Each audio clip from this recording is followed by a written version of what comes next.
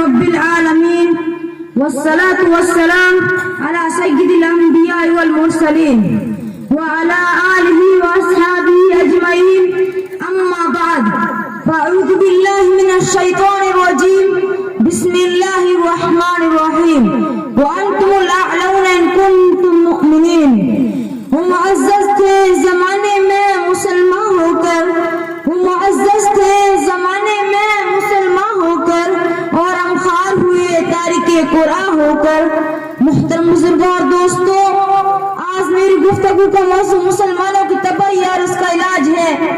آئیے اس موضوع کے تحت اپنے شاندار ماضی پر نظر ڈال کر مستقبل کی تعمیر ترقی کا سامان تلاش کرے. قرآن کریم میں رب ذوالجلال کا ارشاد ہے وَأَنْتُمُ الْأَعْلَوْنَ إِن كُنتُم مُؤْمِنِينَ، کہ تم اس سے بلند رہو گے اگر تم مومن ہو. یہ ارشاد باری ہماری پوری تاریخ کا اقتصاد ہے اور اسی میں ہماری ترقی کا راز مضمر ہے. تاریخ کی سیر روایات بتانے کے لیے کافی ہے کہ جب بھی ہمارا استعمال سے اس کے دل سے مضبوط رہا، سربلندی کام میں بھی ہمارے قدم چنے، اور جب کبھی اس رشتہ میں کسی قسم کی کمزوری آئی، ہم عزت و عفت کے آسمان سے ذلت و پستی کی غار میں جا گرے. تاریخ ہمارے سامنے جنگ بدر کی مثال پیش کرتی ہے. جنگ بدر میں جو کامیابی ہوئی وہ صرف اسی رشتہ کی مضبوط بنیاد پر ہوئی، ورنہ اگر کامیابی ہوتی تو کفار مکہ کو ہوتی، کیونکہ کفار مکہ تقریباً 1000 تھے اور بڑے جوش و خروش کے ساتھ تھے. ان کے پاس 700 اونٹ اور 200 گھوڑے، میرے سب کے پاس تلواریں اور دیگر جنگی ہتھیار موجود تھے. ادھر ابو جہل، عتبہ، شیبہ، ولید، حنظلہ، عبید، عاص، حرس، امیہ بن خلف، نضر بن حارث، عبد المطلب جیسے ذات کے پتر اور آزمودہ کار تھے. اور ادھر بچے مسلمان بے سر و سامان کل تعداد 313، سواری کے لیے کوئی تو گھوڑے اور 70 اونٹ ہے. ایک ایک پر 3 4 آدمی سوار ہیں اور بعض پیدل ہی سفر کر رہے ہیں. اور کسی کے پاس نیزہ اور کمان ہے تو تلوار نہیں، اور کسی کے پاس تلوار ہے تو نیزہ اور کمان نہیں. محترم بزرگوں اور دوستوں، جب مقام بدر پر پہنچتے ہیں تو دیکھتے ہیں کہ کفر مکہ بلند مقام پر خیمہ زن ہو چکے ہیں جہاں پانی کی فراوانی ہے. بیچارے مسلمانوں کو پاس ریتیلی زمین پر خیمہ زن ہونا پڑا. ایسی جگہ پر جب کسی کو پیاس لگے تو ایک گھونٹ پانی پینے کو نہ ملے. الغرض جنگ کے اندر جتنے اسباب اور جتنی چیزوں کی ضرورت پڑتی وہ سب کفر مکہ کو حاصل تھی، مگر جب لڑائی شروع ہوتی تو کفر مکہ گاجر مولو کی طرح کاٹے جاتے ہیں. کفر مکہ کا سب سے بڑا سردار ابو جہل 2 بچوں معاذ اور موعوذ کے ذریعے مارا جاتا ہے، اور حضرت عبداللہ بن مسعود ابو جہل کا سر قلم کرتے ہیں. مسلمانوں، وہ کون سی چیز تھی؟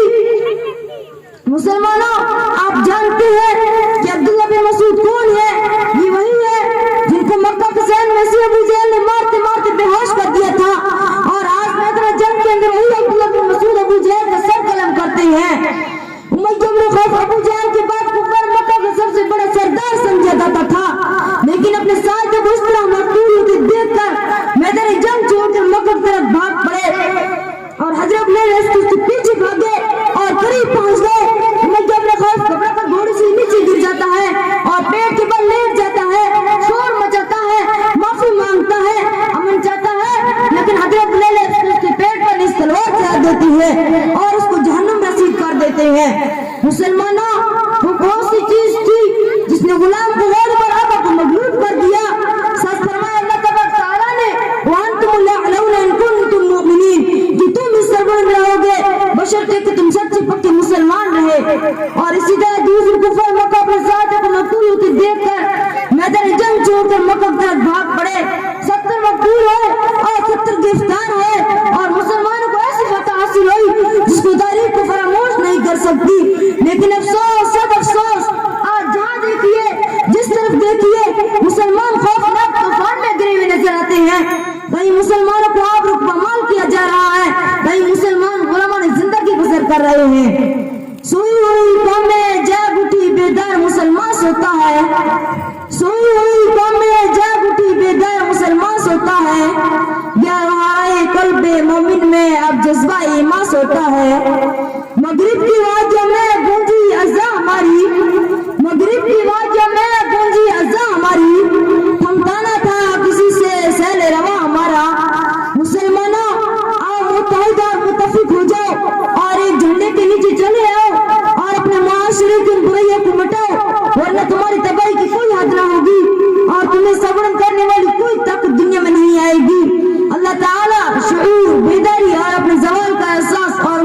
فکر نصیب فرمائے.